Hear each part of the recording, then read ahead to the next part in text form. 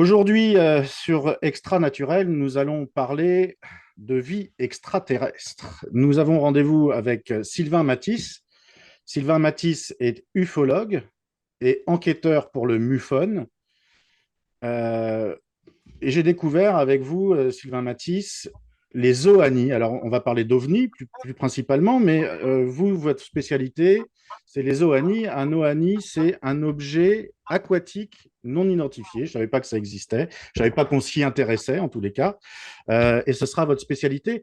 On en parlera peut-être dans une autre émission. Pour l'instant, ce qui nous intéresse, c'est votre alors, c'est pas un métier, c'est une passion et vous êtes bénévole, ufologue, et vous vous occupez de ces objets qu'on voit dans le ciel, et qui nous intriguent parfois, et vous essayez de leur donner des explications. Bonjour Sylvain Matisse. Bonjour, merci pour l'invitation. Alors, première question que je vais vous poser, c'est qu'est-ce que c'est qu'un ufologue?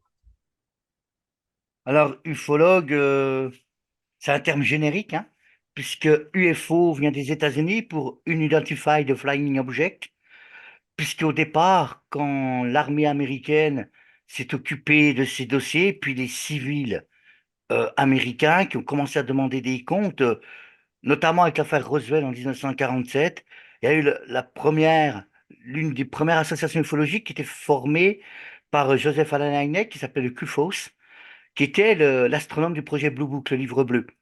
Donc, l'exécutif américain voulait savoir qu'est-ce qui transitait au-dessus du ciel américain après de nombreux témoignages, dont des dossiers militaires.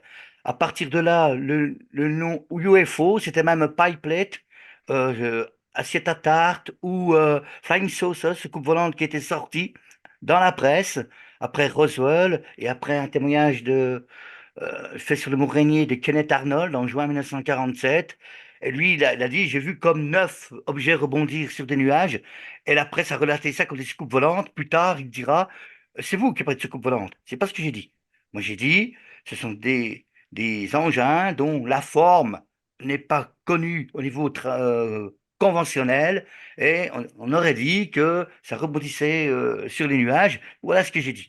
Donc, à partir de là, le terme UFO étant sorti, en France, les gens ont récupéré le terme UFO pour dire ufologie, ufologue.